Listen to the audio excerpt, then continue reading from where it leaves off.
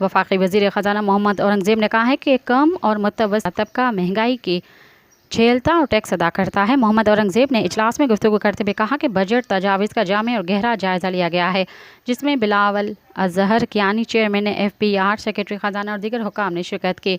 नशस्तों में हुकूमत ने मौक़िफ़ वाज़ेह किया है कि और ऐवान ने उन्हें समझा और सराहा। उन्होंने कहा कि पिछले माली साल में कोई मनी बजट नहीं आया।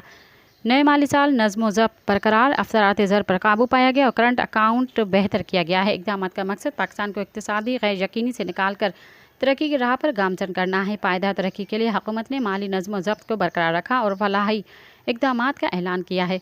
मोहम्मद औरंगज़ेब ने कहा कि कम और मुतवस्सित आमदन वाला तबका मईशत में अहम किरदार अदा करता है। तनख्वाहदार तबके पर इनकम टैक्स की कमी बजट तजावज़ का हिस्सा है। 6 लाख से 12 लाख आमदन पर इनकम टैक्स 2.5 से 1% कर दिया गया है। हुकूमत ने मुलाजमीन की तनख्वाह और पेंशन में इजाफा किया है। सब्सक्राइब कयो अवामी न्यूज़ HD के ऐं ताज़ा तरीन ख़बरुनि लाइ ॾिसंदा रहो अवामी न्यूज़ HD।